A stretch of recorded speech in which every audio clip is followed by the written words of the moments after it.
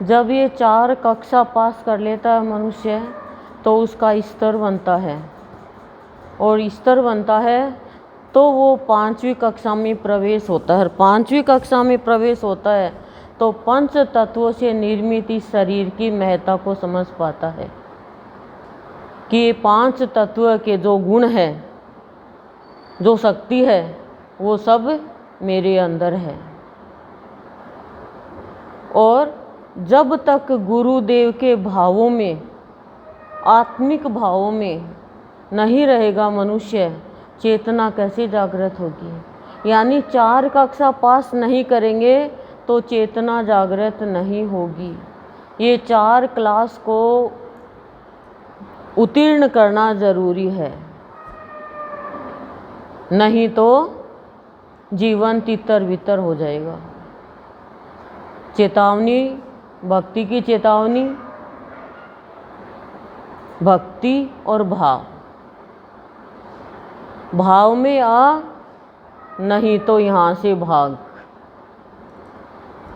भाव वाला अभाव में भाग देता है और शेष फल शून्य मिलता है। जब शून्य हो जाता है जीवन तो वो शूरवीर हो जाता है, क्योंकि विकार ही तो हमें कमज़ोर बनाते हैं।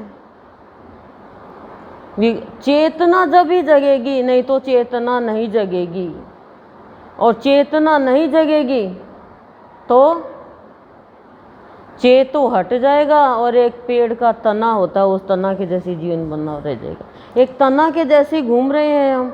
ये संसार वृक्ष है माया का और हम तना है, और संत तना के आगे ही चे लगा देते हैं। लेकिन 4 क्लास पार करनी पड़ेगी। पार करना क्या, पास करना क्या, कि जो बताया जाता है उसको जीवन में उतारना।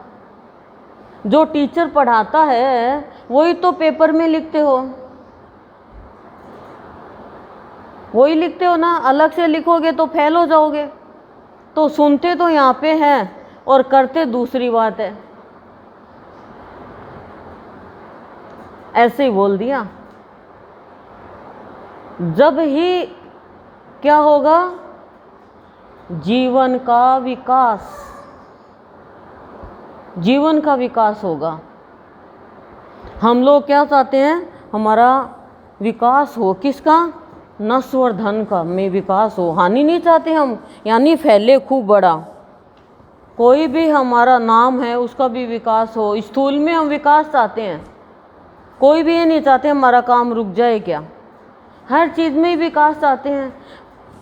बच्चे हैं तो भी ये विकास है, भाई एक बच्चा हुआ है, शादी हुई है, बच्चा हो जाए, फिर एक और हो जाए, ये विकास।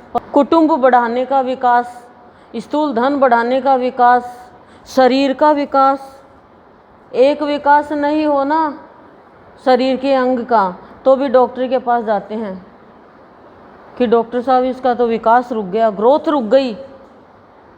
लेकिन भीतर में भी तो हमें विकास चाहिए, भक्ति का, भाव का। भाव तो वैसा का वैसा ही है तो विकास कैसे होगा बताओ। आप 4थी क्लास में भी क ख ग सीखोगी तो क्या होगा बताओ। क ख ग आ ए बी सी डी और 1 से 100 तक गिनती, ये तो हम कभी भूल ही नहीं सकते। ये बताओ, अनपढ़ भी हिसाब कर देती है दूध का, सब्जी का। कहाँ से सिखाओ गणित का हिसाब बताओ। ये हमारी बुद्धि सिखाती है हमें। हम भी देखते रह जाते हैं कि कुछ नहीं पढ़ी लेकिन हिसाब ऐसे उंगलियों पे कर देती है। हम भी ऐसे लेते हैं, वो मोबाइल में वो निकालते हैं कैलकुलेटर हैं, कुछ ऐसे करते हैं, लेकिन वो तो फटाफट या उंगलियों पे गिनते हैं। वो तो पता नहीं कैसे गिनती है, बुद्धि में है क्या। मतलब ब्याज का भी हिसाब लगा देती है, हमें ब्याज तक का पता नहीं कि इसका सैकड़े के हिसाब से इतना ब्याज हुआ, मूल ब्याज इतना हुआ, इतना देख लो, हर चीज़ बता देती है। तो गणित तो सबकी तेज है ही शुरू से ही, पर जीवन की गणित कुछ नहीं। जीवन की गणित को समझो कि जीवन में जोड़ क्या होना चाहिए। जोड़ होना चाहिए भाव का, ठीक है, और घटाना है अभाव को, ठीक है, और गुणा करना है प्यार से, और भाग देना है विकारों का। खत्म, नीचे कुछ नहीं। तो शेष फल क्या बचेगा? जीवन का विकास। तो विकास होगा, लेकिन हम जोड़ बाकी गुणा भाग, बस। क्या जोड़ने जाते हो? भगवान से जुड़ने जाते हैं। कैसे जुड़ेंगे? भाव से। भाव से ही हम भगवान से जुड़ेंगे, नहीं जुड़ नहीं पाएंगे। हर इंसान विकास चाहता है, लेकिन सत्संग में जब आ जाते हैं तो जीवन का विकास होता है। और जीवन का विकास होता है जब ये 4 क्लास पास कर लेंगे। बस इसमें जो बताया गया उनको हम उनके हिसाब से अपना जीवन चलाएं, तब हमारी चेतना जागृत होगी। और चेतना जागृत होगी तो हमारा जीवन क्या होगा? सबसे पहले तो हम अपने जीवन में शांति कैसे रहेगी, इस फार्मूला को अपनाएंगे। और हम अपने जीवन में अशांति कैसे होगी, चाहते शांति, और अशांति कैसे होगी, फार्मूला वो अपना देते हैं। फिर ना रात को चैन, ना दिन में चैन, फिर चैन नहीं पड़ता हमें। क्यों नहीं पड़ता? क्योंकि जीवन की साइकिल की चैन उतर गई। अब चलेगा कैसे? जीवन की भी तो साइकिल, जीवन भी तो एक साइकिल ही है। ये समय भी साइकिल के पहिए के जैसे चल रहा है। और चेतना जागृत जब हो गई, यानी होश पूर्वक जीवन जो जी रहा है, चेतना का मतलब होश पूर्वक जीवन जीना, वो किसी को मूर्ख नहीं बनाता है। ध्यान रखना आप, किसी को भी मूर्ख नहीं बनाता है, किसी को धोखा नहीं देता है, किसी के साथ कपट नहीं करता है। चेतना जगने के बाद में, क्यों? उसको पता है यदि मैंने ऐसा किया तो मेरे कर्म खराब होंगे। मनुष्य को तो नहीं पता, लेकिन भगवान तो देख रहा है ना। फल मनुष्य थोड़ी देगा, फल तो भगवान देगा। जैसा हम कर्म करेंगे, जैसा कर्म करेगा वैसा फल देगा भगवान। ये है गीता का ज्ञान। गीता का इतना सा ही ज्ञान ले लो, लेकिन नहीं, मौका तो छोड़ते ही नहीं है। जहाँ धोखा देना धोखा दो। दुर्योधन ने धोखा दिया था ना, क्या मिला उसे? धोखा ही मिला।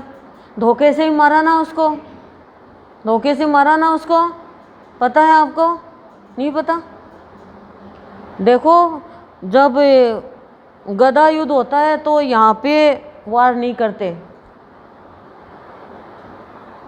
बाकी सब जगह वार करते हैं, लेकिन इस जगह जंगा पे वार नहीं करते।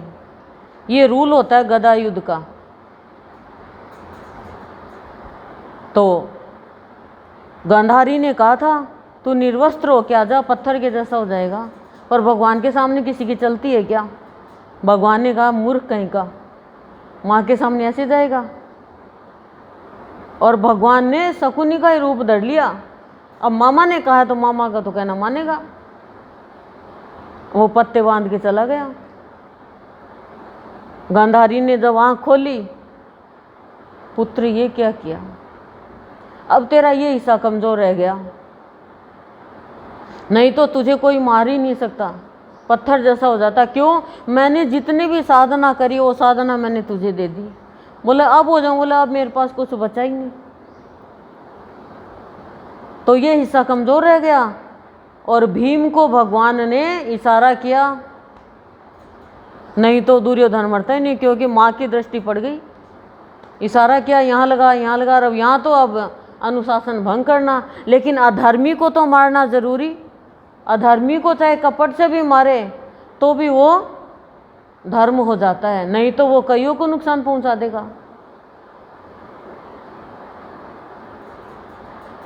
तो भगवान का बड़ा भाई बलराम आए, कृष्ण तूने मेरे शिष्य के साथ, दोनों ही उनके शिष्य थे, तूने ये गलत किया, तूने ये अनुशासन तोड़ा। तो भगवान से कौन जीत सकता है? कि दुर्योधन ने लाक्षागृह धोखे से बनाया, ये इसने क्या अच्छा काम किया? दुर्योधन ने अपनी ही भाभी को निर्वस्त्र करना चाह के अच्छा काम किया। दुर्योधन ने भीम को खीर दी और खीर में जहर दिया, जहर दे के पानी में डाला, क्या ये अच्छा काम किया? तब तो आपने नहीं कहा। और एक इसने भीम ने मेरे कहने से ये कर लिया, तो आप भीम को मारने पे तुल गए। बोलो, भगवान जो कार्य करता है मनुष्य के जीवन के विकास के लिए करता है। अब कोई कह देगा ये कैसा भगवान है, धोखे से ही मार दिया। पर उसने तो बोले धोखा ही धोखा किया, हर वक्त धोखा किया। जुआ खेला तो उसने कहा कि मेरे मामा पासा फेंकेंगे, और युधिष्ठिर धर्म के रास्ते पे चल रहा था, वो कह देता मेरा भी मामा फेंकेगा पासा, मेरा भी बुआ का बेटा बड़ा भाई मेरा पासा फेंकेगा, वो है श्री कृष्ण। लेकिन अच्छे लोग शर्मा जाते हैं, अच्छे लोग सोचते हैं नहीं अनुशासन भंग नहीं करेंगे।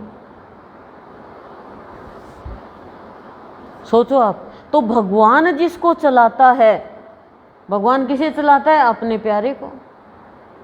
और जो भगवान का प्यारा है वो कभी भी अधर्म नहीं करता, इंद्रियों से कर्मेंद्रियों से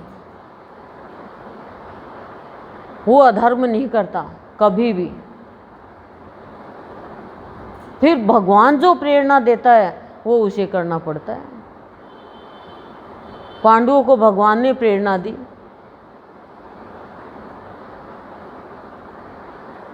ये देख लो आप।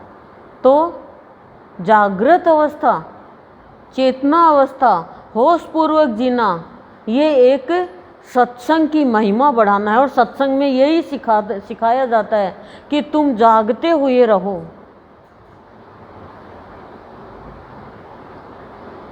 बिना चप्पल के आप कहीं बाहर नहीं जाते, और जब भी आप कोई काम करते हो तो सावधानी से करते हो कि नहीं करते? क्योंकि आप जागृत हो, चेतना अवस्था में हो, इसलिए आप कार्य करते हो तो सावधानी पूर्वक करते हो। और जागे हुए चेतना में नहीं, होश पूर्वक नहीं हो तो बिना सोचे समझे बोल जाओगे, बिना सोचे समझे किसी के कहने से किसी अच्छे इंसान को भी सताने लग जाओगे, बुरा कर्म करने लग जाओगे, किसी की भी निंदा करने लग जाओगे, अच्छे को बुरा, बुरे को अच्छा कहने लग जाओगे। क्यों? अभी हम जागृत नहीं हैं। आप जागृत को देखो, उतना ही बोलेगा जितना ज़रूरी है, पर हम मौका छोड़ते ही नहीं हैं। हम तो नहीं बोलने वाली बात भी बोल देते हैं।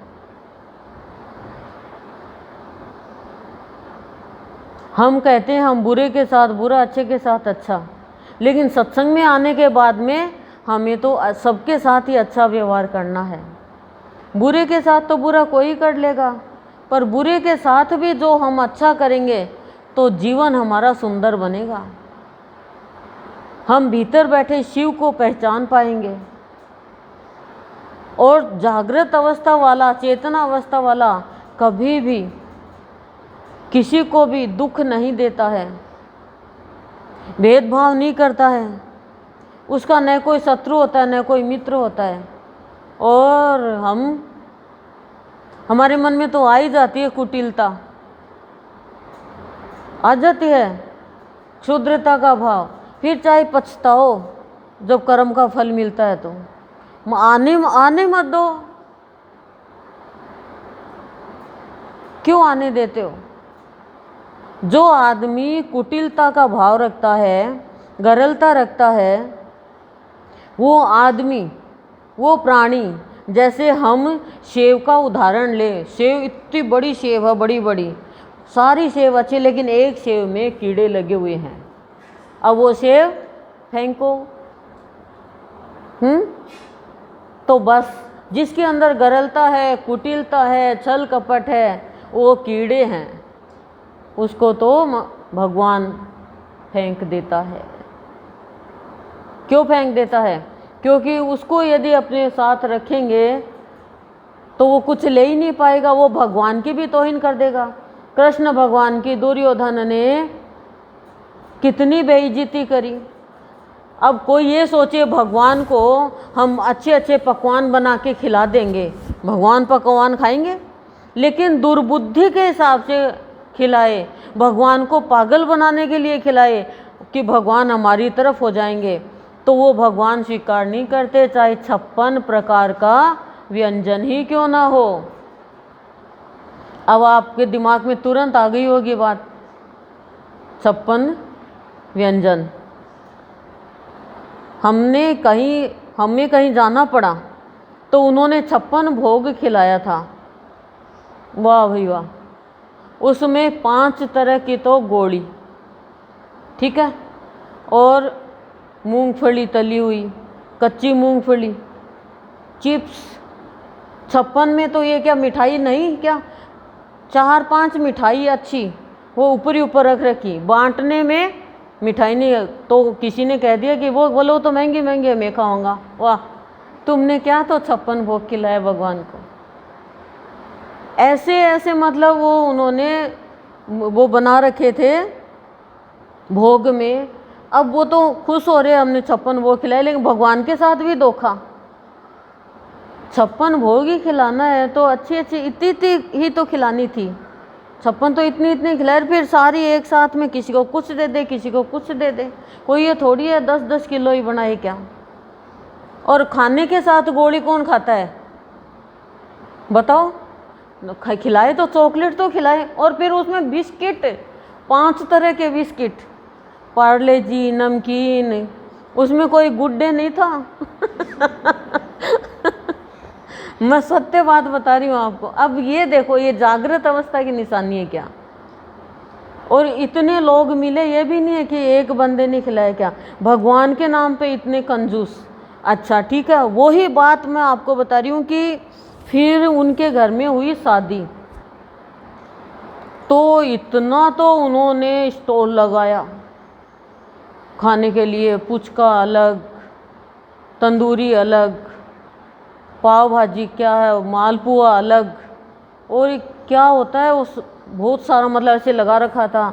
चिल्ले भी तरह तरह के, यहाँ तक इडली तक भी थी वहाँ पे, डोसे भी थे, और आइसक्रीम, कई तरह की आइसक्रीम, कॉफ़ी ले, चाय ले, उसमें इतना खर्चा। कितने अंधे हैं लोग, बोलो, भगवान के लिए। फिर किसी ने कहा कि देख 56 से भी ज़्यादा मिठाई बनाई है। ऐसी उस दिन भगवान की तो अकेली बना सकती थी, भगवान के लिए भी।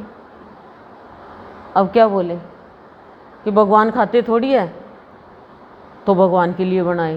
पहले कह दिया खाते थोड़ी है। अब कोई आप किसी के घर जाओ, चाय तो पियोगे नहीं, आप पी के आए होंगे, चाय तो पीनी नहीं। अरे नंदे चाय नहीं पियेंगे, जाएंगे भी। अरे पिलाएंगे तो क्यों नहीं पियोगे, चाय पियोगे? कोई जवाब नहीं। चाय पियोगे? कोई जवाब नहीं। आधी घंटा बैठे रहे, फिर गेट तक, चाय तो पी लेते। तो वो बोली क्या मैं बनाऊँ क्या रसोई में जाके? बना के पिलाती तो पी लेते।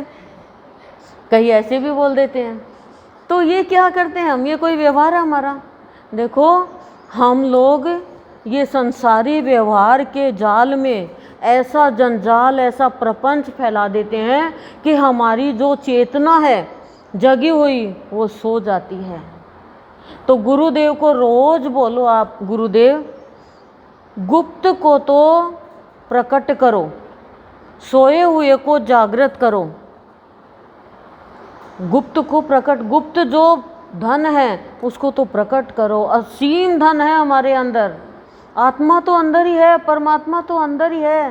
प्यार कोई खरीद के थोड़ी लाओगे आप, प्यार तो आपके ही अंदर है। और कई बार आप देखो, आप सोचोगे कि इसके लिए मेरे को इतना प्यार क्यों आ रहा है मेरे अंदर। वो कोई प्रारब्ध है आपका पिछले जन्म का, तो आपके अंदर उसके प्रति बहुत अटैचमेंट हो जाएगा, आकर्षण हो जाएगा। अब कृष्ण भगवान में को देख करके, पहली बार कृष्ण भगवान निकले तो गोपियाँ देख के और एकदम मन मुग्ध हो गई, जैसे मंत्र मुग्ध होते हैं ऐसे। क्यों? वो त्रेता का उनका रिश्ता था ऋषि मुनियों का।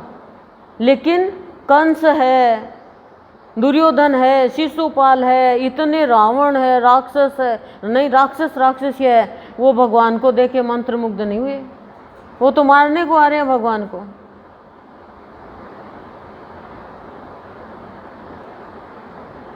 पर भगवान को तो कोई जहर भी पिलाए तो माँ का दर्जा दे देते हैं। भगवान वही तो भगवान है।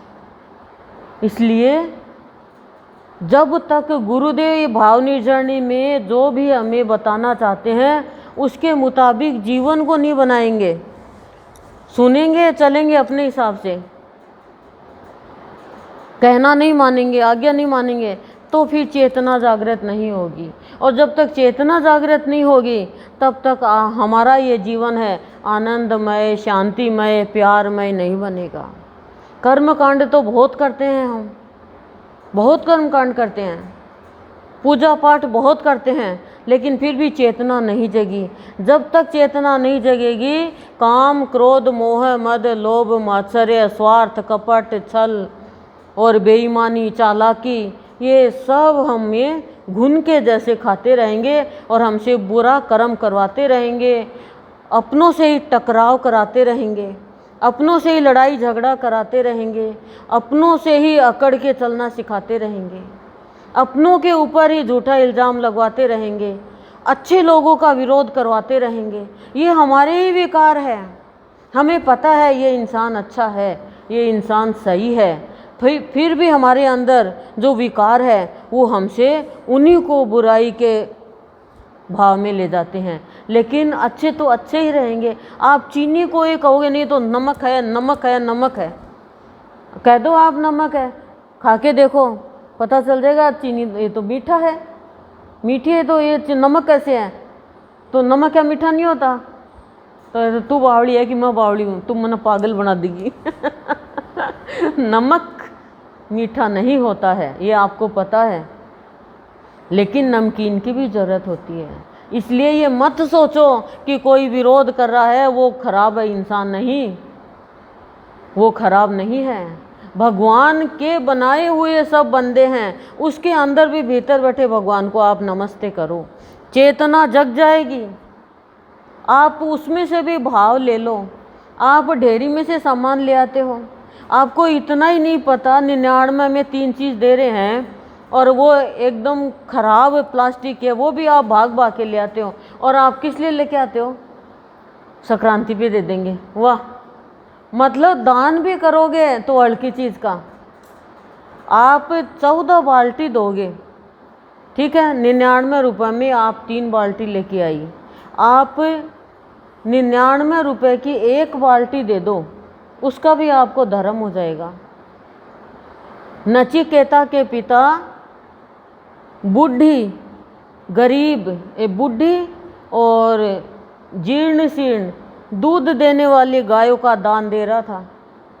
तब नचिकेता को लगा कि मेरे पिताजी ये तो धर्म के नाम पे पाप कर रहे हैं, कि दान लेने वाले तो बद्दुआ ही देंगे ना कि क्या दान दिया, बोलो।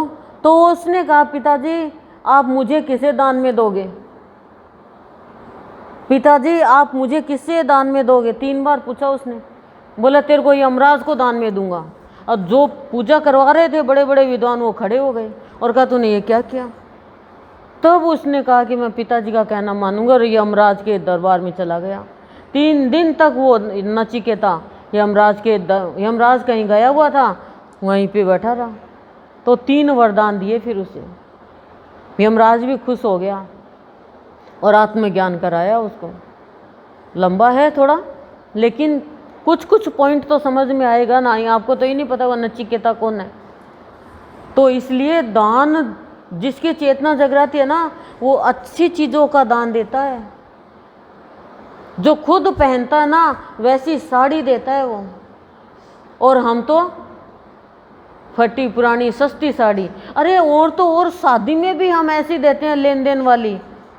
लेन देन दुकान वाले तो लेन देन की दिखाएंगे क्यों? आप वो चीज़ लेके आओ जो आप पहनते हो। 2 साड़ी के बजाय 1 साड़ी दे दो किसी को। अच्छा ठीक है, ये तो हो गया इंसानों का। भगवान के लिए भी ऐसा कपड़ा ले आएंगे, पत्थर की मूर्ति तो है। एक बंदे से भगवान के लिए कपड़े मंगवाए गुरुदेव बाबा के लिए। तो कपड़े ले आए, काली काली चेक की, ऐसे मोटा कपड़ा जैसे गद्दे का कपड़ा होता ना ऐसा। तो सत्संगी ने कहा आप ये कपड़ा कैसे लेके आए? बोले उन्होंने कहा भगवान तो पत्थर के ही तो होते हैं, कैसे ही पहना दो उनको। तो फिर घर में थोड़ी लड़ाई हुई कि भगवान को पत्थर का ही मान रहे हो तो सत्संग जाना छोड़ो, पूजा करनी छोड़ो, फिर क्या मिलेगा? क्यों उनके आगे आप प्रार्थना करते हो? पत्थर का होता तो नामदेव ने क्यों के पत्थर में से क्यों भगवान प्रकट हो गए? क्यों फिर मंदिरों में पत्थरों के भगवान के आगे जा के प्रार्थना करते हैं? पत्थर के आगे करते हो क्या? पत्थर भगवान नहीं, पत्थर तो हम हैं, पत्थर दिल। भगवान पत्थर के नहीं है। भगवान खाते भी हैं, बोलते भी हैं, आराम भी करते हैं, और भगवान को तकलीफ भी होती है जब बच्चा गलत काम करता है। तो उसके बाद में हमने ये कहना चालू किया, कोई बहन शादी का लेके आती है, कोई बहन जैसे गुरुदेव के लिए देखो, हम तो भात आता है तो उसमें भी गुरुदेव की ड्रेस मंगवाते हैं कि हम गुरुदेव हमारे परिवार के सदस्य है, तो हम भात में भी मिलनी भी लेते हैं हम गुरुदेव बाबा की, भात में भी गुरुदेव के कपड़े आते हैं और आगे से भी आते हैं। तो पहले गुरुदेव बाबा के देखो मैंने तो मंगवाए, गुरुदेव बाबा के भात में भी मंगवाए, भात आता है ना, भात भरते हैं तो, और आगे से भी जो सब बच्चों के ससुराल से आए तो मैंने कहा लिखा है तो गुरुदेव बाबा की भी ड्रेस लिखवाई। ठीक है, तो उसमें क्या कहा गया कि उसमें ये कहा गया कि जो आपका पति पहनेगा कुर्ता वैसे कपड़े होना चाहिए, या आपका बेटा पहने वैसा कपड़ा होना चाहिए, नहीं तो दुकान वाले सस्ता दे देंगे, ऐसा भाव होना चाहिए। और अभी तक गुरुदेव के जो मिलनी ली वो मेरे पास तो चांदी का 1000 रुपये का नोट आया, 1000 रुपये का नोट, जैसे एक तो कागज़ का होता है एक चांदी का है, चांदी का नोट है, वो अभी तक पड़ा है गुरुदेव की मिलनी का। ये देख लो आप, दिखाऊं? पड़ा है मेरे पास में कि गुरुदेव की मिलनी का ही है। और गुरुदेव के कपड़ा आया वो मेरे को थोड़ा पसंद नहीं आया, क्योंकि मैं तो गुरुदेव के एकदम रईसों के जैसे पहनाती हूँ। देखो बड़े बड़े सेठों के जैसे, मेरा तो ये सांवरा सेठ है, तो वो मैंने गुरुदेव के पहनाने के काम में नहीं लिया, लेकिन लिया धार्मिक काम में ऐसे।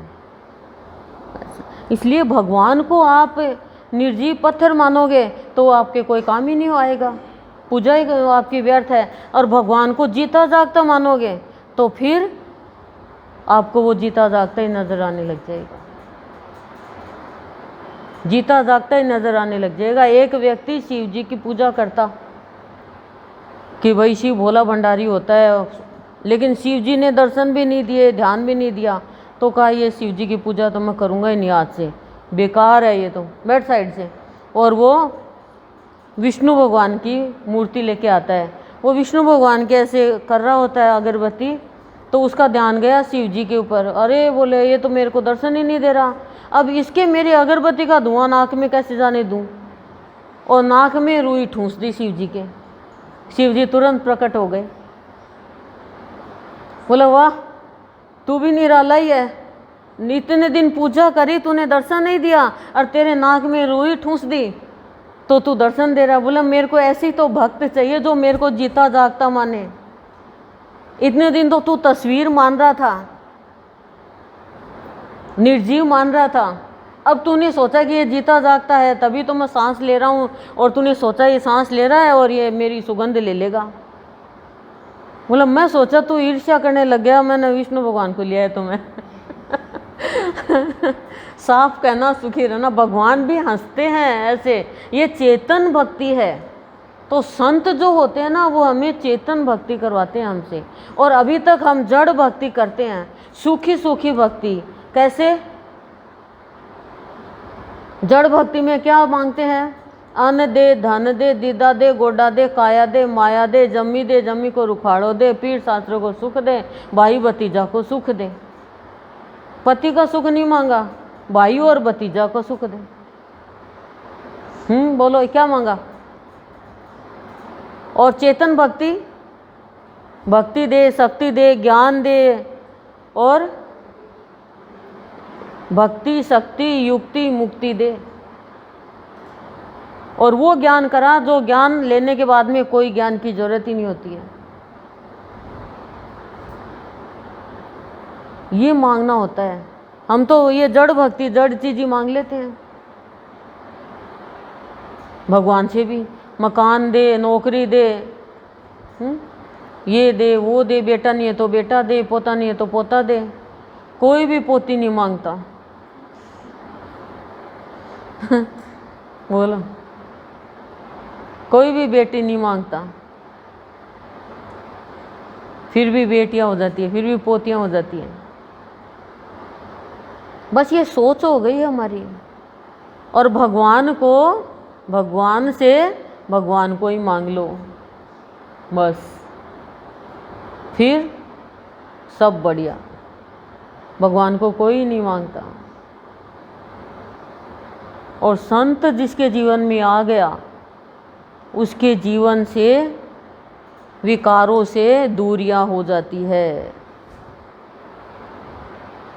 उसकी जीवन रूपी इमारत, जीवन रूपी महल आलीशान हो जाता है, अलौकिक हो जाता है, प्रकाशमय हो जाता है, अंधकार सदा के लिए दूर हो जाता है।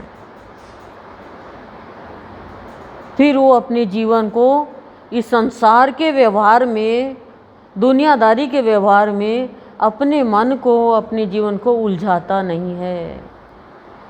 नहीं तो उलझते रहोगे एक धागे के जैसे, और उलझते उलझते सुलझने का नाम ही नहीं लेगा। फिर जीवन उलझेगा, फिर रिश्ते उलझेंगे, फिर परिवार उलझेंगे, फिर समाज उलझेगा, फिर अशांति अशांति हो जाएगी। और मन ही समाधान कर देगा जब मन में भाव अच्छा होगा, चेतना जग जाएगी। तो हर मन क्या, सबका मन चाहता है हर चीज़ का समाधान हो। जिसको गुरु मिल गया और गुरु ने जिसका समाधान निकाल दिया, उसका जीवन उद्यान बनता ही है। लेकिन उलझो मत इधर उधर की बातों में, भगवान के ऊपर विश्वास रखो। अविश्वासी मनुष्य उलझ जाता है, और विश्वासी मनुष्य सुलझ सुलझ के अपने जीवन को शांति में बना लेता है। कुछ समय का जीवन है, कोई भी यहाँ सदा के लिए आया नहीं है। इसलिए हर कार्य सोचकर और समझ के करो। धर्म भी करो तो उसका मर्म जान के करो, भक्ति भी करो तो उसको मर्म जान के करो, अर्थ समझ के करो। अंधे होके चल रहे हैं, बात भी कर रहे हैं तो खो जाते हैं, इतने मशगूल हो जाते हैं बातों में, क्या से क्या बोल दिया। सामने वाले को चोट नहीं पहुंचे। बात करो तो सही या गलत क्या है उसको जांच के परख के करो। और क्या पड़ा है मनुष्यों की बातों में, भगवान की बात करो ना। कोई करे तो ठीक, नहीं करे तो ठीक, ईश्वर की बातें करो।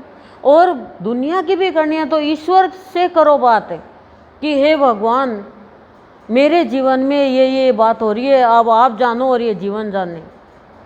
कह के तो देखो, उसे अपना मान के तो देखो। जब तक उसको अपना नहीं मानोगे, अपनापन नहीं आएगा।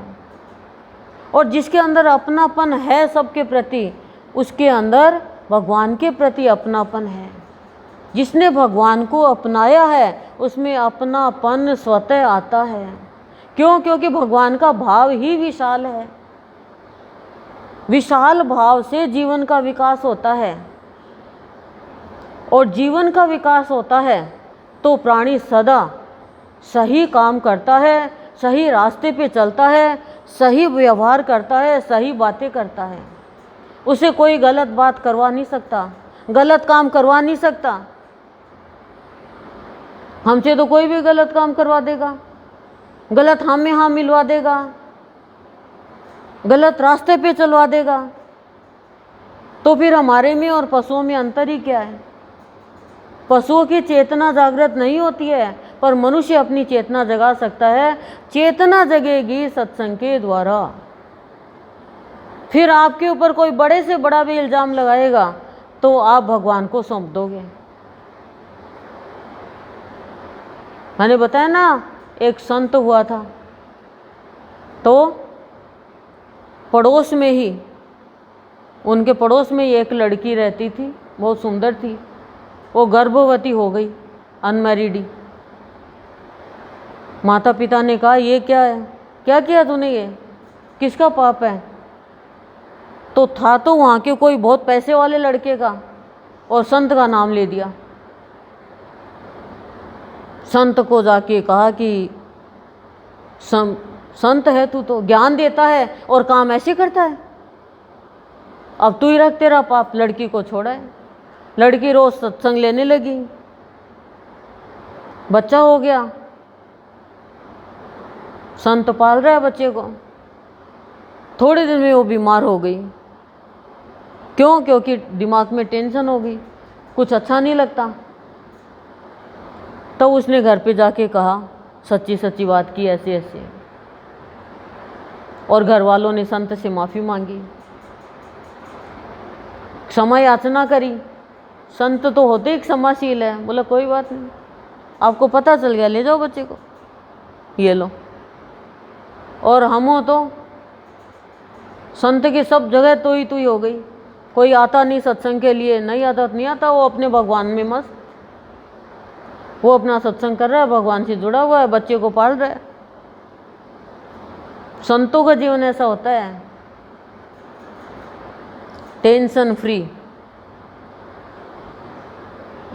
समझे। और हमारे तो घर में भी छोटा मोटा काम होगा, खर्चा थोड़ा ज़्यादा लगना होगा। महाभारत घर में थोड़ी चीज़ महंगी आ गई, महाभारत घर में, बताओ। खर्चा नहीं लगेगा, खाओ मत, पियो मत, पहनो मत, बच्चों की शादी मत करो, पैसा इकट्ठा हो जाएगा, ये लो।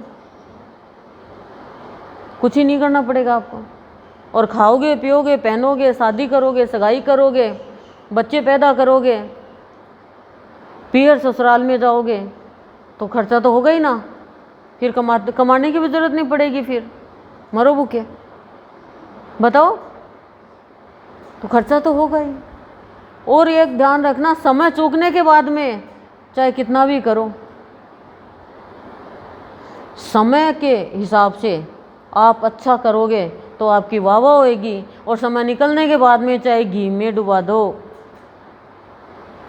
कुछ ही फर्क नहीं पड़ेगा। लेकिन मनुष्य चूक जाता है, ये चूक होती है मनुष्य से। क्यों? क्योंकि चेतना नहीं जगी।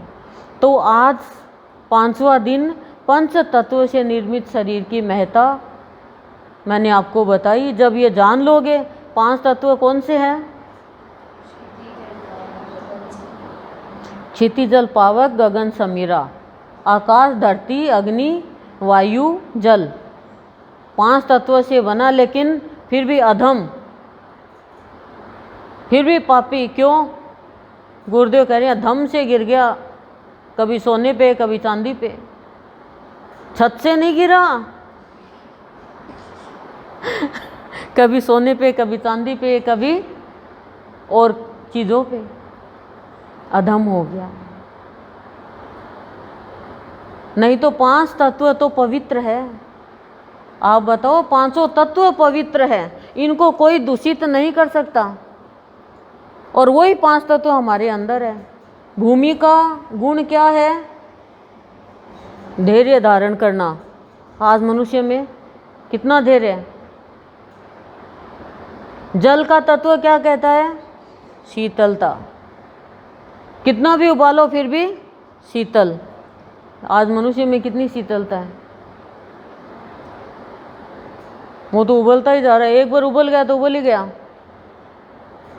धरती में 2 गुण है, एक तो कुछ देते हैं तो सहस्त्र गुणा करके देती है, एक धैर्य है, पेशेंस है उसमें। और वायु का गुण क्या है? वो बहती रहती है।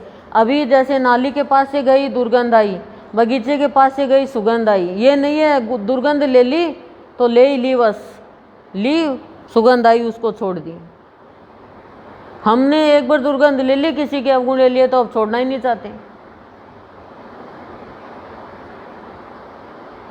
आकाश तत्व है, कोई भेदभाव नहीं, सबके ऊपर छत्र छाया। ये नहीं है पिलानी का अलग है, झुंझुनों का अलग है, चिड़ावा का अलग है, एक ही आकाश, यानी विशालता का भाव। अब कौन सा तत्व बचा? अग्नि तत्व है। उसके बिना तो कुछ भी नहीं, उसके बिना तो कच्चा अनाज खाओ। अग्नि तत्व है, कूड़े को भी जलाती है तो खाना भी हमारे लिए पकाने का साधन है, और पचाने का भी अग्नि तत्व ही करती है। यदि हमारे अंदर अग्नि तत्व जठराग्नि नहीं हो तो खाना पचेगा नहीं, अपच हो जाएगा। 70% पानी है हमारे इसमें मात्रा, लेकिन हम जलते रहते हैं फिर भी। तो ये शरीर बहुत उच्च है, इसको हमें ऊंचा उठाना है, उच्चता से ऊंचा उठाना है, नीचता से तो नीचे गिर जाओगे। और उच्च मनुष्य का व्यवहार उच्च होता है, उसमें भेदभाव नहीं होता है, उसमें तेरा मेरा नहीं होता है। जैसा वो होता है वैसा ही उसके साथ वो पात्रता को वैसा ही दिया जाता है। अब आप ये सोचो कि भाई कांच के बर्तन में को हम गैस पे चढ़ा के रोटी बना ले या कुछ सब्जी बना ले, तो ये कैसे संभव है? तो पात्रता के हिसाब से तो आप काम में लेते हो ना सारी चीज़ें, या नहीं लेते?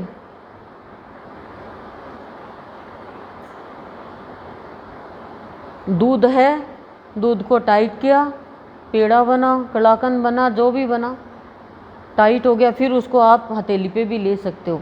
ऐसे ही हमारा जीवन है, बिखरा हुआ जीवन यहाँ पे आके संत के चरणों में झुक करके और ठोस हो जाता है, यानी दृढ़ता आ जाती है। और जब ये दृढ़ता आती है तभी वो ठहर पाता है, फिर वो विचलित नहीं होगा। तो 5 तत्वों से निर्मित शरीर, चेतना जब भी जगेगी जब ये 4 क्लास पास कर लोगे।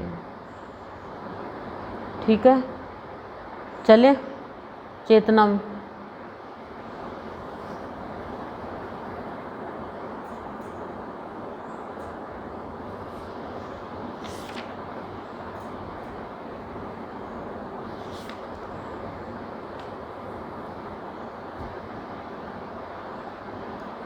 चिंता दबाती, सुख उठाता, आनंद मिलाता। चिंता सूक्ष्म होते हुए भी घनीभूत करती है रक्त को, सुख तरंग उठाता मन में, आनंद सूक्ष्म स्थूल के भाव के परे की अवस्था। चिंता का दे दिया, सुख का दे दिया, आनंद का दे दिया, 3 चीज़ दे दी। सूक्ष्म स्थूल 2 भाव का दे दिया। चिंता देख लो दबाती है मनुष्य को। चिंता जो प्राणी करता है वो प्राणी, कौन तो चिंता करता है, और चिंता रहित जीवन किसका है? बहुत बार आपको बताया गया है कि चिंता वही प्राणी करेगा जिसके अंदर अहंकार है। लेकिन हम सब चिंता करते हैं क्योंकि हमारे अंदर मोह है, बहुत ज़्यादा मोह है। मोह के कारण हम चिंता करते हैं। और चिंता क्या करती है बताया इसमें? दबा देती है। क्या दबा देती है? हमारी सुख शांति को, हमें विचलित कर देती है। नीचे इससे जुड़ी हुई है चिंता विवशता सुख विलसता, कि चिंता प्राणी को विवश कर देती है।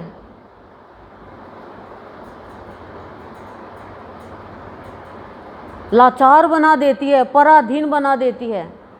चिंता के कारण प्राणी नहीं करना चाहता है, उससे भी बात करने लग जाता है, वो दब जाता है, कमज़ोर हो जाता है। चिंता कमज़ोर करती है, दबा देती है।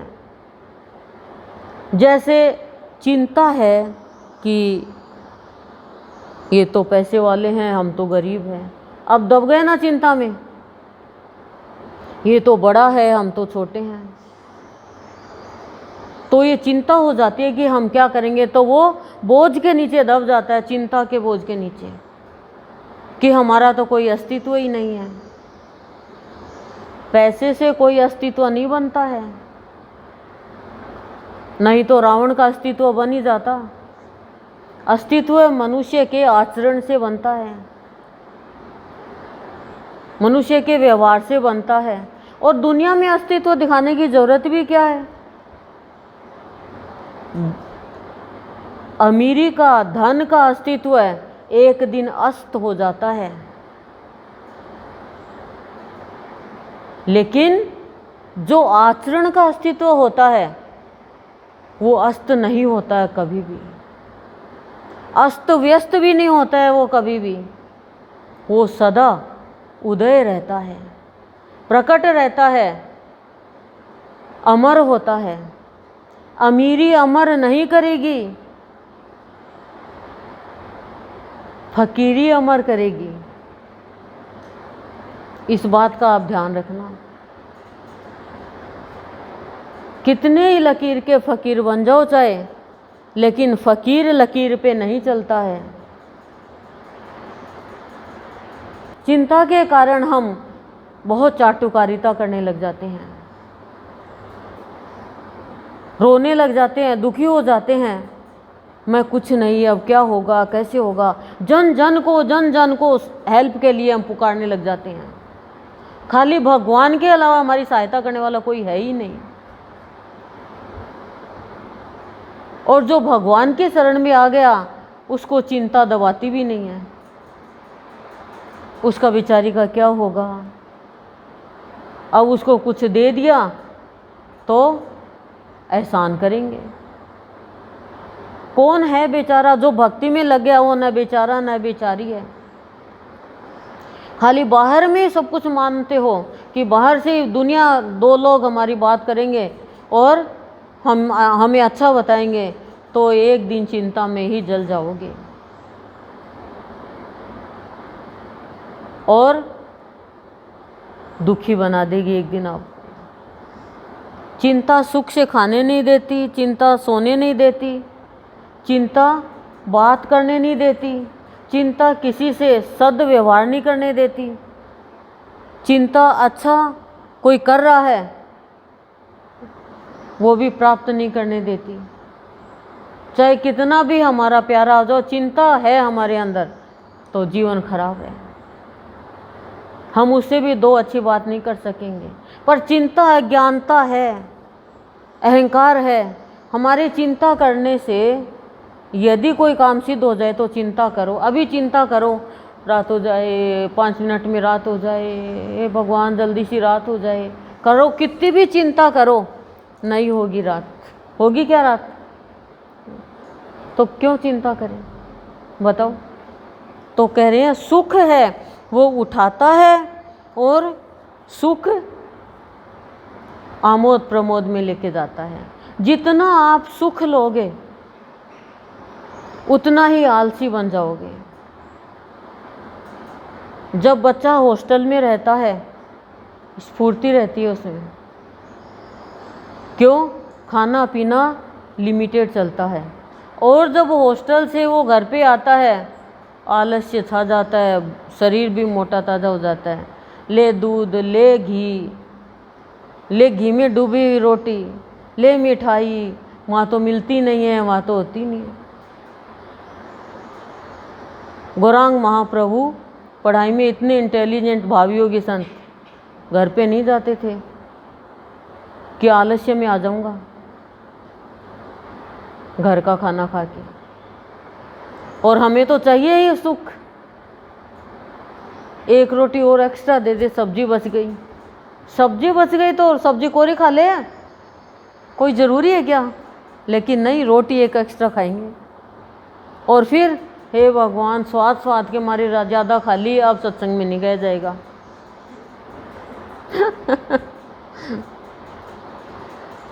जीवन को स्वादिष्ट बनाना सिखाता है सत्संग।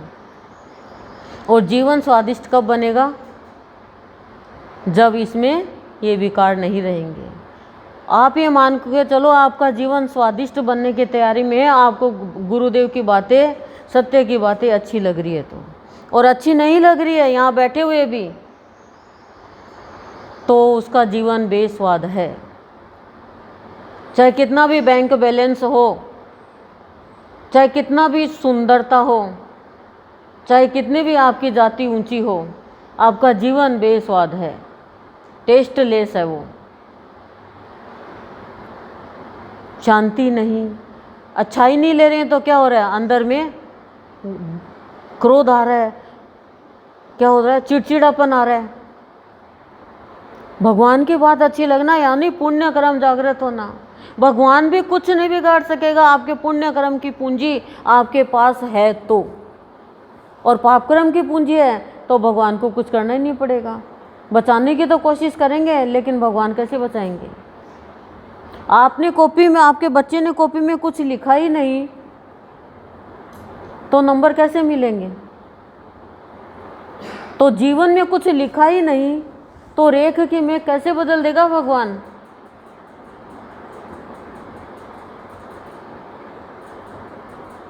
घटना जो घटनी है वो तो घट के रहेगी। भगवान तो इशारा कर देता है, देख वो इशारे को कोई समझ जाएगा तो ठीक है, नहीं समझेगा तो। द्रौपदी को कहा था 3 घटना ऐसी होगी, वो तो चुप रहना 3 घटना में, फिर महाभारत का युद्ध नहीं होगा। लेकिन नहीं, वो बोल गई 3 घटना में। सबसे पहली स्वयंवर की टाइम ही बोल गई कि सूत पुत्र मछली की आंख पे तीर नहीं चला सकता, जबकि वो सूत पुत्र था भी नहीं। कृष्ण भगवान ने ही बुलाया यार, वो नहीं बोल रही थी, कृष्ण भगवान ने बुला दिया इशारा कर करके। दुर्योधन को बोल दिया, बोला ना। तीसरे क्या बोली, अब आप देखो मेरा बताया हुआ है, आपको पकी पकाई खाने की पड़ गई आदत है क्या। ये तो प्रण किया था। वो तो बोल तो दिया दुर्योधन। बता देंगे, पहले बताइए आप, आपके अब चेतन मन में सुनी बात जाती है। कोई बात ऐसी दे देते हैं तो आप लोग उसमें फिर निकालते भी हो सारांश भी, और नहीं तो मिल गई बस खाली सो गए, आधी घंटा में पानी पी लेना, ऐसा है, याद आ जाएगा। तो गुरुदेव क्या करें, सुख उठाता तो है ऊपर लोगों की नज़रों में, लेकिन वो विलासिता में लेके चला जाता, आमोद प्रमोद में, कि हम राजसिक ठाट बाट में रहें, खाली इतना ही उठाता है सुख। जीवन मन को नहीं उठाएगा, जीवन का विकास नहीं करेगा, दृष्टि परिवर्तन नहीं करेगा, मन परिवर्तन नहीं करेगा, खाली विलासिता में चला जाएगा वो। अच्छा खाना, अच्छा पीना, अच्छा पहनना, अच्छे बिस्तरों में सोना, बस यही। आपके जीवन में चिंता है तो चाहे आप एसी रूम में सो जाओ, आपको नींद नहीं आएगी। और चिंता नहीं है, चिंतन कर रहे हो तो एसी की ज़रूरत ही नहीं पड़ेगी।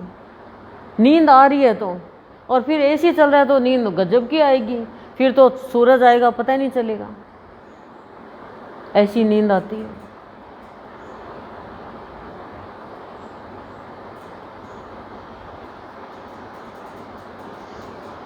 आनंद मिला था, चिंता का दे दिया, चिंता और दुख तो एक ही है, सुख का दे दिया, अब आनंद का। आनंद मिलाता है। आनंद कब आएगा, जब आप आत्मा तक पहुंचोगे। आनंद का न कोई विलोम शब्द है न कोई पर्यायवाची है। आनंद कब आएगा, फिर तो वो खेल में भी आनंद, हंसने में भी आनंद, रोने में भी आनंद, हर क्रिया में आनंद, लड़ाई में भी आनंद, झगड़े में भी आनंद, प्यार में भी आनंद, बुराई में भी आनंद, सब में आनंद लेगा। आनंद की अवस्था संतों की होती है। हमारे गुरुदेव को आनंद घन भी बोलते हैं, आनंद का बादल क्यों बोलते हैं, क्योंकि चिंता से, दुख से, सुख से, सबसे जो ऊपर उठ गया। आनंद की अवस्था होती है विरक्ति में, विकारों से, विषयों से जिसने विरक्ति पाली। सारी चीज है, सुख भी ले रहा है, राजा जनक के जैसे राजा है, सारा सुख है, लेकिन निर्लिप्त है। हम तो लिप्त होते हैं हम लिप्त होते हैं।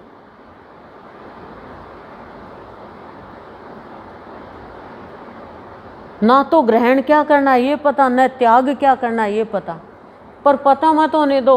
आपने अच्छी बातें ग्रहण की तो बुरी बातों का त्याग हो जाएगा। आप सोचोगे बुरी बातों का त्याग कर दें, वो कभी भी संभव नहीं होगा जब तक आप ग्रहण नहीं करोगे। ग्रहण करना पड़ेगा आपको। भाई आप भूख लग रही है तो रोटी को ग्रहण तो करोगे। अब ग्रहण चाहे आप कुछ भी करो, मिठाई ग्रहण करो, चाहे कोई लिक्विड चीज़ लो, ग्रहण करोगे तभी तो भूख का त्याग होगा। और आप ऐसे ही त्याग करना चाहो तो कैसे त्याग होगा, और ज़्यादा लगेगी। तो ज्ञान लोगे तो अज्ञान का त्याग हो जाएगा। चिंता सूक्ष्म होते हुए घनीभूत करती है रक्त को, कि चिंता दिखाई नहीं देती है। किस चीज़ की चिंता है? बच्चा पढ़ने जाता है, पढ़ाई की चिंता, पेपर दे दिया, रिजल्ट की चिंता, पढ़ाई पूरी हो गई, नौकरी की चिंता, नौकरी लग गई, काम की चिंता, शादी की चिंता, शादी हो गई, बच्चों की चिंता, बच्चे हो गए, बच्चों की पढ़ाई की चिंता, बिजनेस की चिंता, कोई सुखी हो रहा है उसकी भी चिंता, ये सुखी क्यों है। अब चिंता का तो कोई मोड़ ही नहीं है, जलता रहता है। अज्ञानता है प्राणी में तो ही चिंता करता है। लेकिन आप ये मान के चलो, जो होता अच्छे के लिए होता है। एक आपने सुनी ना, एक राजा मंत्री के साथ शिकार करने जाता है और राजा की अंगुली कट जाती है। मंत्री का एक ही मंत्र था, जो होता है अच्छे के लिए होता है। तो राजा ने कहा मेरी तो उंगली कट गई। मंत्री ने कहा अच्छा हुआ। अब राजा को कह दिया अच्छा हुआ, बोले इसको निकालो देश से, मेरी उंगली कटी है, मेरे तकलीफ हुई है और ये कह रहा अच्छा हो गया, ये कैसा मंत्री है। निकाल दिया। मंत्री अपना आत्मा के भाव में रहता, खुश है, आनंद में है। अब राजा अकेला ही एक दिन चला गया। वहाँ पे वो वन मानुष थे, वो बलि देते हैं देवी की, हु हा करके पकड़ के ले गए। उनके लिए क्या तो राजा और क्या रानी। राजा को नहलाया धुलाया, श्रृंगार किया, तो अंग भंग, अंगुली कटी हुई, अंग भंग, तो राजा को छोड़ दिया। अंग भंग की वो बलि नहीं देते। अब राजा को याद आई मंत्री की बात कि अच्छा हुआ, मंत्री को खोजो। मंत्री को खोजने लगा तो मंत्री को बुलाया गया। बुलाया तो राजा ने कहा कि मेरे लिए तो अच्छा हुआ, तूने सही कहा था, मैंने बुरा मान लिया, लेकिन तेरे लिए तो गलत ही हुआ, मेरे लिए भी अच्छा हुआ। तेरे लिए क्या अच्छा हुआ? बोला महाराज मैं आपके साथ रहता तो बलि तो मेरी लगती ना, क्योंकि आप तो अंग भंग, मेरा तो कोई अंग भंग भी नहीं। और हम चिंता करते हैं, दुखी हो जाते हैं कि क्या होगा क्या होगा क्या होगा। तो जो भी हो रहा है ना, कभी भी मत मानो कि खराब हो रहा है, कभी भी मत मानो। खराब आपको लग रहा है, राजा को खराब लगा लेकिन अच्छा हुआ था, ये मान के चलो आप। भगवान गुरुदेव जो भी कुछ अपने बच्चों के साथ करते हैं ना, किसी से दूरियां बनाते हैं वो अच्छे के लिए बनाते हैं, किसी से नज़दीकियां बनाते हैं समय आने पर अच्छे के लिए बनाए। अच्छा होगा तो बनाएंगे, अच्छा समय आएगा तो बनाएंगे, ये मान के चलो।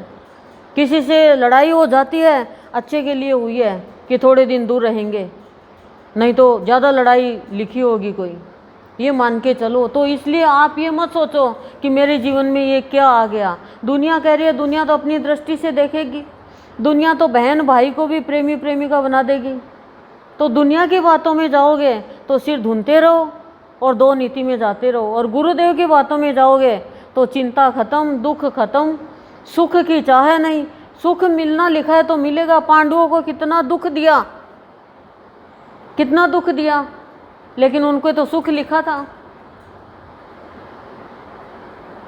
पर हमें दुख नहीं देना है किसी को भी, ये आप ध्यान रखो। यही आपकी साधना है, ये आपका सत्संग है। कोई दुखी हो जाए देखो आपके सुख से, वो तो आप रोक नहीं सकते, लेकिन दुखी नहीं करना है। गुरुदेव करते हैं अपने बच्चों का हर निर्णय, जो गुरुदेव को इष्ट मानता है। तो क्यों चिंता करें? चिंता वो करे नहीं, वो करे जो भगवान की शरण में नहीं है। और हम तो सुख के लिए इतना सत्संग में जाएंगे नहीं, गर्मी है, सत्संग में जाएंगे नहीं, बरसात हो रही है, सत्संग में जाएंगे नहीं, सर्दी है, ये शरीर का सुख बस। लेकिन संत का बच्चा भक्ति का सुख लेता है, और भक्ति का सुख हमें ऊपर उठाता है, और वास्तविक आमोद प्रमोद भगवान के साथ क्रीड़ा करवाता है, और फिर उसको आनंद आने लगता है। फिर वो आनंद में भगवान से मिलता है और अपनी आत्मा से मिलता है। आप क्या सोचते हो, आप कोई भी कर्म करके और आपकी आत्मा को खुश कर लोगे? जब आपकी आत्मा खुश होगी, आपसे प्रसन्न होगी ना, तब आपको आत्मा का ज्ञान होगा। आपकी आत्मा ही आपको आत्मा का ज्ञान करवाएगी। आपकी आत्मा ही आपको सही रास्ते पे चलाएगी। आपकी आत्मा दुखी होती है जब आप बुराई के रास्ते पे चलते हो। आपकी आत्मा कहती है देख चिंता कर रहा है, क्यों कर रहा है? आत्मा नहीं उसको चिंता से मुक्त करती।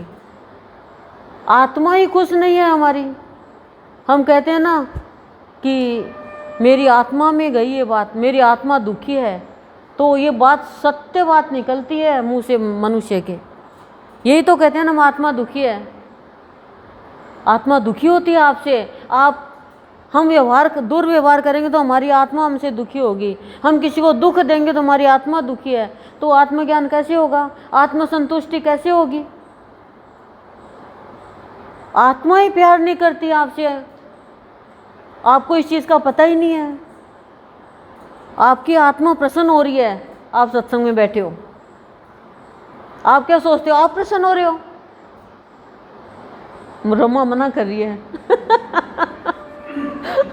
और नींद आ रही है, देखो इसलिए मना कर, नींद आ रही है नशा नींद तो आती है तो पीछा नहीं छोड़ती जल्दी से। चिंता सूक्ष्म होते हुए भी ठोस बना देती है, यानी रक्त का संचार नहीं करने देती। टेंशन होती है ना, सुंदरता ख़त्म कर देती है। ब्लड सर्कुलेट होना बंद हो जाता है, बीपी हाई हो जाता है, शुगर बढ़ जाती है। ये चिंता से होता है। और चिंता बंद कर दो आप, आपका बीपी भी ठीक हो जाएगा, और आपका ब्लड जो सर्कुलेट होता है वो होने लग जाएगा। सिर दुखने लग जाता है, वो ठीक हो जाएगा। सारी क्रिया खत्म हो, अंदर बंद हो जाती है, स्टॉप हो जाती है चिंता करने से। काले पड़ जाते हो एकदम, 5 साल बूढ़े लगने लग जाते हो चिंता से। इतना मतलब दुष्प्रभाव पड़ता है चिंता का। कर्तव्यपन का भाव है ना, तब चिंता होती है। अकर्ता बन जाओ, चिंता नहीं होगी। सुख तरंग उठाता मन में, सुख के कारण मन में विचारों की तरंग उठती है। ये खा लूँ, ये पी लूँ, ऐसा कर लूँ, ऐसा कर लूँ, राजसिक ठाट बाट। तो आनंद सूक्ष्म स्थूल के भाव के परे की अवस्था है।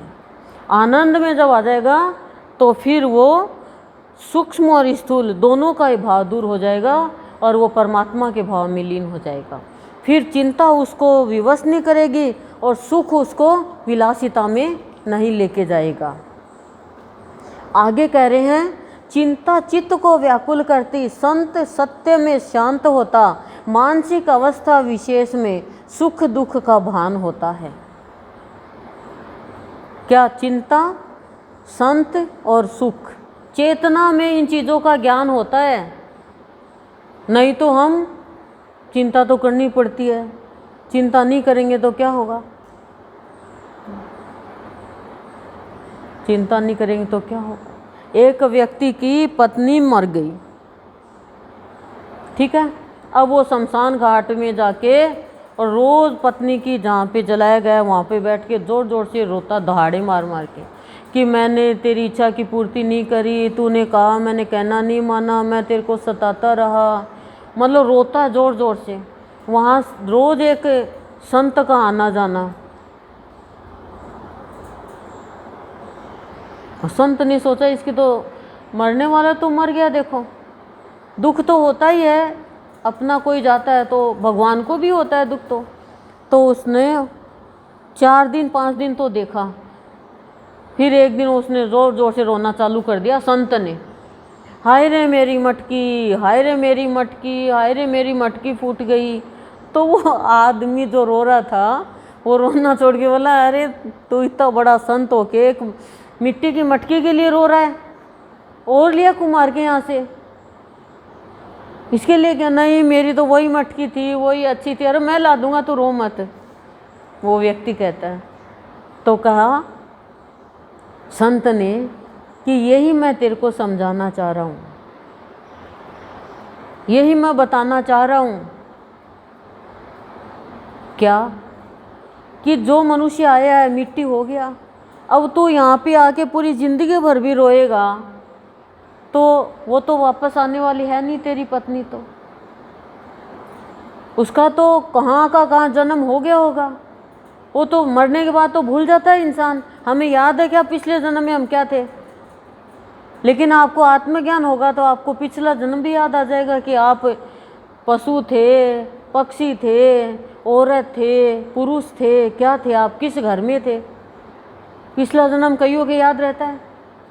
लेकिन वो बोला कि आपकी तेरी पत्नी को तो याद नहीं है, तू रो रो के तेरी ज़िंदगी खराब कर रहा है, तू भक्ति में लग जा ज़्यादा है तो। लेकिन तेरी थी वो जब तक जिंदा थी, अब वो तेरी नहीं रही। संत की वाणी का ज्ञान उसके अंदर गया कानों के द्वारा हृदय में, और उसमें उसके अंदर भगवत गुणों का प्रवेश हो गया। संत की वाणी से भगवत गुणों का प्रवेश हर प्राणी में होता है, हर प्राणी में होता है, पर वो मानता नहीं है, अपने अवगुणों को प्रधानता देता है वो।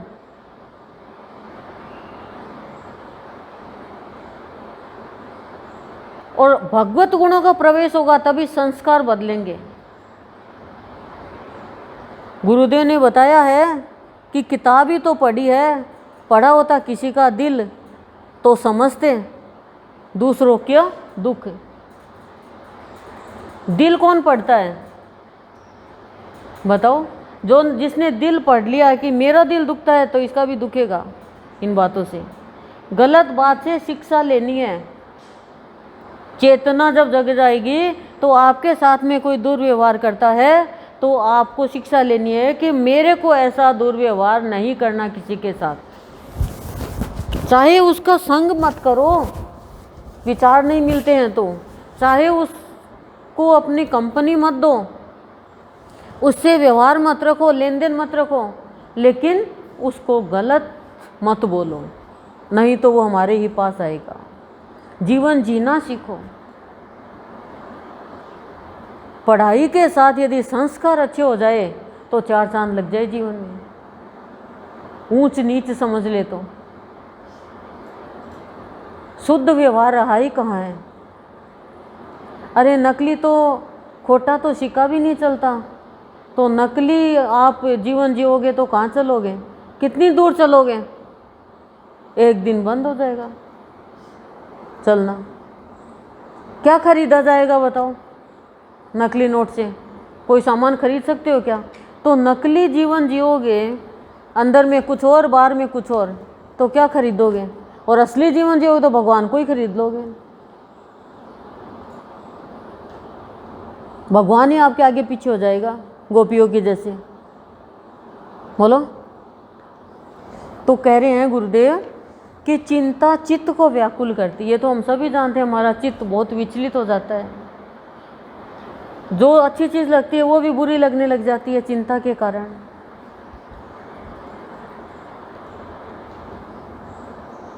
संत सत्य में शांत होता। संत जो है वो सत्य को लेकर चलते हैं, और सत्य वाला कभी चिंता नहीं करेगा, वो शांत रहेगा।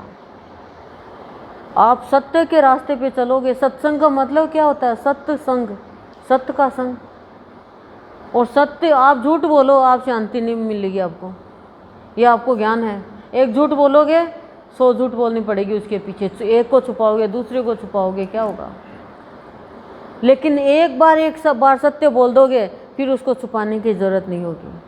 फिर आपको दंड भी मिले तो वो दंड भी आपको दंडित नहीं कर पाएगा, दुखी नहीं कर पाएगा।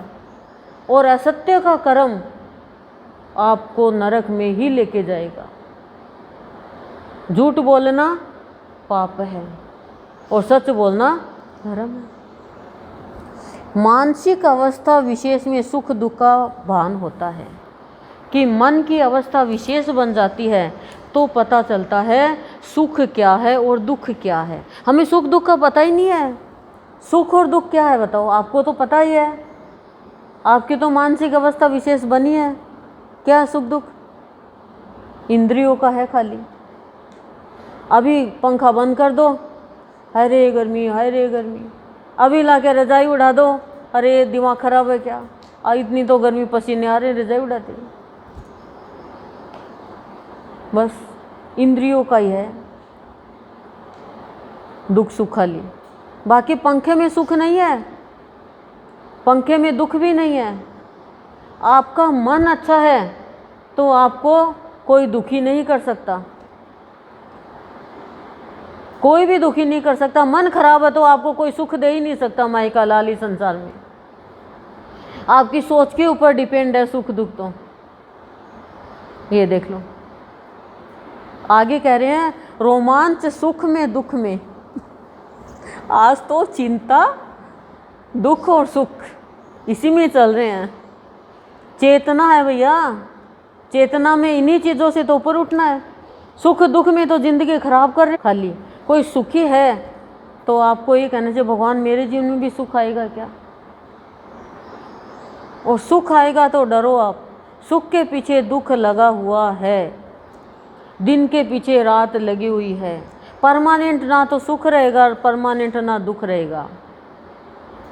तो दुख में किसी की हंसी मत उड़ाओ। पांडवों के दुख आ रहा है, सुख इंतजार कर रहा है, सुख इंतजार कर रहा है। कोई भी स्थूल की चीज़ आपको सुखी नहीं कर सकती यदि आपके अंदर चिंता है तो। इस बात का ध्यान रखो। और चिंता है वो क्या करती है? सब कुछ जला देती है अंदर में। कर्तापन का भाव जब तक है चिंता है, निमित्त का भाव आएगा, चिंता कभी नहीं रहेगी। कंपन सुख में दुख में, रोमांच सुख में दुख में। रोमांच सुख में भी होता है, दुख में भी होता है। और कंपन यानी थरथराना।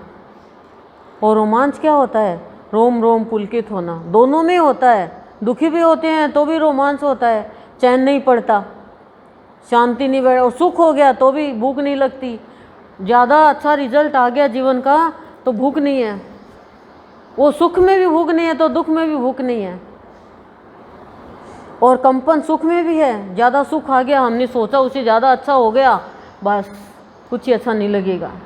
थोड़ी देर के लिए तो एकदम कपी हो जाएगी, खुशी में भी। और दुख में तो हम करते ही हैं अनुभव। समाधि शांत, शांति चाहिए। रोमांच और कंपन तो हो ही रहा है हमारे जीवन में, ये तो चल ही रहा है। आज तो बड़ी सुख हो, आज तो बड़ी खुश नज़र आ रही है। हाँ, आज बहुत अच्छी खुशखबरी है। एक बार एक घर में एक पोस्ट कार्ड फटा हुआ आ गया थोड़ा सा, ठीक है। रोने लग गई जोर जोर से। मोले वाली आ गई सारी कि बूढ़ी दादी थी वो मर गई, ए मेरी दादी, ए मेरी दादी, मेरे से तो मिल लेती। वो भी रोई साहब जोर जोर से। तो एक बहू बैठी हुई थी छोटी सी, वो बोली क्या समाचार आया क्या? कोई बोला नहीं चिट्ठी आई है। तो बोली चिट्ठी में, बोले चिट्ठी में क्या लिखा है? दादी का नाम है क्या? ऐसे बातचीत चल रहे थे। बोले ये तो नहीं पता, हम तो पढ़ी लिखी हैं नहीं, फटी हुई आई है तो कोई मरा हुआ ही होगा, मरी हुई क्यों होगी। वो बोली कहाँ चिट्ठी ली? तो उसमें था कि बेटा और तेरे भाई की सगाई कर दी है और शादी फिक्स कर दी है, तो तू कंवर जी ने लेकर आए। तो वो बोली अरे चुप हो जाओ, चुप हो जाओ, चुप हो जाओ। बोला चुप कैसे हो जाऊँ दादी, मैं बहुत मन तो मेरी दादी। चुप हो जाओ, चुप हो आप, जोर से चिल्लाई हो, ये खुशखबरी है ये तो फिर वो पड़ोसन बोली राम तूने ये क्या किया सुबह सुबह, हमारा तो खराब कर दिया, हमें भी जोर जोर से बोलना पड़ा तेरे साथ में। उनको थोड़ी दुख हुआ था और चले गई। रोमांच देखो दुख में, और फिर सुख में भी रोमांच हो गया कि भाई हाँ भाई की सगाई हो गई, शादी है, तो दोनों में है। तो क्या है समाधि में शांत, समाधि की अवस्था क्या होती है? उसमें शांति मिलती है, दुख सुख से वो ऊपर उठ जाता है। क्यों? दुख सुख तो खाली शरीर तक ही सीमित है, जीभ के स्वाद तक है, अंदर तो फिर गया तो गया, ये लोग स्वाद तक ही है। जैसे आज हमने सुबह का प्रसाद खाया, देखो आपको बताएं, तो पुलाव खाए उसमें तो नमक तेज, और पेड़े लिए तो वो तो सूखे एकदम। मैंने कहा भगवान जी आज ये क्या खा रहे हो आप? नमक तेज था पर खाए हमने, क्योंकि जो आत्मा बना के लाई वो बहुत मन से बना के लाई। पुलाव खा, मैं ज़्यादा नमक का खाती नहीं वैसे, पर पुलाव खाए आज। तू क्या बना के लाई? दाल की मट्ठी थी क्या? दाल डाल रखी थी क्या? नहीं है, वो भी अच्छी थी। मैं तो सोची पूड़ी बनाई होगी, मट्ठी बन गई। पूड़ी बनाई थी? अच्छा, नमक तेज था, आपको नहीं लगा? अच्छा किस किस को नमक तेज लगा? देखो सबको नमक तेज लगा। आप तेज खाते हो? अच्छा ये तेज खाते हैं, पर अच्छा था प्रसाद, अच्छा था, खाया हमने सबने। ऐसा नहीं है। समाधि शांत मतलब सुख दुख का बता रहे हैं, जीभ का स्वाद है खाली, नमक तेज है, नमक कम है, और कानों में बड़ाई की बातें जानी चाहिए, हाथ में और में पहनने के लिए, कानों में पहनने के लिए, बॉडी पे कुछ लगाने के लिए, बस यही सुख है। ये सुख देता। कोई कहेगा आज तो बहुत सुंदर लग रही है, आज तो बड़ी फूटरी लग रही है, आज तो बड़ी क्यूट लग रही है। अच्छा ये तो बोल रहे थे तू खराब लग रही है, अब किसकी बात सही करे? साड़ी अच्छी लग रही है, ये इसमें हमें सुख मिलता है, पर ये तो नश्वर है। सुंदरता का सुख है कि भाई हम बहुत सुंदर हैं, लेकिन बुढ़ापा आएगा तो वो सुंदरता गायब हो जाएगी। पकोड़े तल रहे हैं, कुछ लग गया तो ख़त्म हो जाएगा, कोई भी चीज़ हो जाए। तो ये नश्वर सुख में, नश्वर दुख में हम चले गए। समाधि की अवस्था, समाधि की अवस्था में क्या होता है? समाधि की अवस्था में विरक्ति का भाव आ जाता है, विषय उसमें विरक्ति हो जाती है। खाना पीना, सोना उठना, गृहस्थी चलाना सब चलता है संतों के।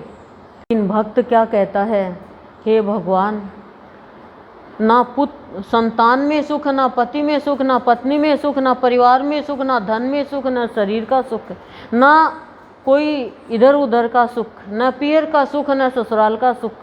ये सुख तो सुखा देते हैं, ना खाने में सुख, ना पीने में सुख, ना क्रिया में सुख।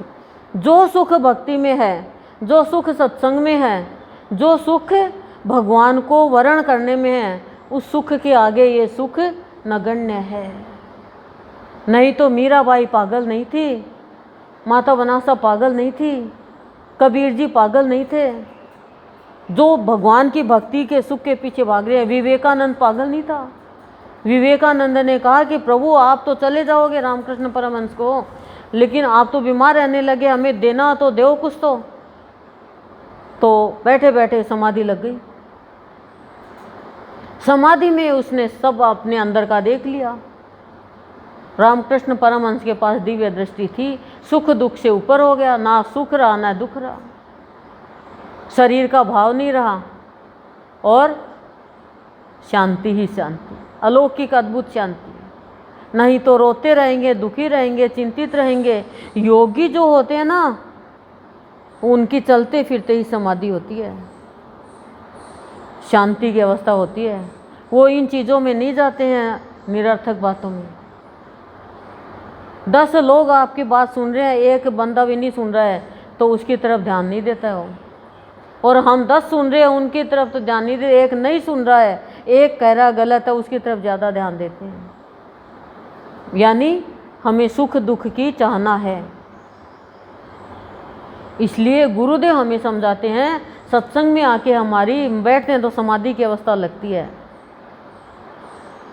यानी निर्विकल्प समाधि, जिसमें शांति ही शांति, परमानेंट शांति रहती है, उसमें ना दुख ना सुख। और वास्तव में आपकी अवस्था दुख सुख से ऊपर उठ जाएगी यदि आप सत्संग में आकर के गुरुदेव की बातों को ग्रहण करने लग जाओगे तो। नहीं, ये नहीं रहोगे फिर कि आज बहू ने चाय नहीं बना के दी, आज पत्नी ने ये नहीं दिया, आज सब्जी अच्छी नहीं थी, आज ठंडी रोटी खानी पड़ी, आज चाय में फीकी थी, आज तो ये नहीं मिला, आज तो वो नहीं मिला। इन चीज़ों में नहीं जाओगे। आज तो मेहमान आ गए तो क्या करें, सो ही नहीं पाए, कोई बात नहीं, रात को जल्दी सो जाएंगे। इन चीज़ों में नहीं जाओगे फिर। ये शरीर का सुख में तो सभी गए, यानी भोग में चले गए। और जो भोग में चले गए वो तो रोगी है, निरोगी कब बनेगा। आज तो पेट ही नहीं भरा, भूखे ही रह गए, कल 4 रोटी खा लेना, डबल डोज ले लेना। ये चीज़ें हैं खाली। बस में जाए तो खिड़की वाली सीट चाहिए, सुख चाहिए हमें, हर जगह सुख चाहिए, बैठने के लिए भी, उठने के लिए भी, ये शरीर का। फिर इस सुख में नहीं जाएंगे हम तो दुख आएगा ही नहीं, फिर दुखी होंगे ही नहीं। किसी की बड़ाई कर दी तो भी दुखी हो गए। दुख एक थोड़ी है, किसी की बड़ाई कर दी, किसी के सुख को देख के भी दुखी हैं, और कोई किसी को दुख देख के सुखी होता है। अब सुख दुख की तो परिभाषा मनुष्य की सोच के ऊपर निर्भर होती है। ये देख लो आप, किसी को बड़ा मज़ा आता है, वाह उसके साथ अच्छा हुआ, खराब हुआ ना, अरे धिक्कार है। सोच तेरे भविष्य में क्या होने वाला है, या भविष्य की चिंता, या भूतकाल की चिंता। वर्तमान में जो जीने वाला है वो भविष्य की चिंता करता ही नहीं है। पता है क्या भविष्य में आगे क्या होने वाला है, पता थोड़ी। कुंती को पता थोड़ी था कि मैं शादी होके जाऊंगी, दूसरी पत्नी ही माद्री ले आएगा वो, और फिर कुछ समय बाद ही पति खत्म हो जाएगा। पता थोड़ी था। क्यों चिंता करें, चिंता कर करके और चिता बना ली हमने। चिता तो एक दिन बनी बनेगी हमारी। तो चिंतन करो बस खाली भगवान की बातों का, ताकि हम यहाँ से जाएं तो कुछ धन दहेज लेकर जाएं, अलौकिक दहेज, ताकि हमारा जीवन सुंदर बने। एक चिंता कर रहा था कि मैं स्वर्ग में जाऊंगा कि नरक में जाऊंगा, तो कहते हैं कि कोई बैठा हुआ था, मजाक करे कि चिंता क्यों करता है, स्वर्ग में जाएगा तो तू जाना चाह ही रहा है, और नरक में जाएगा तो तेरे यार दोस्त मिल जाएंगे, उनसे बात करके टाइम पास कर लेना। बोले तू तो करे फालतू बात। बोले और क्या, तू जैसा कर्म करेगा तुझे स्वर्ग नरक मिलेगा। ऐसा है।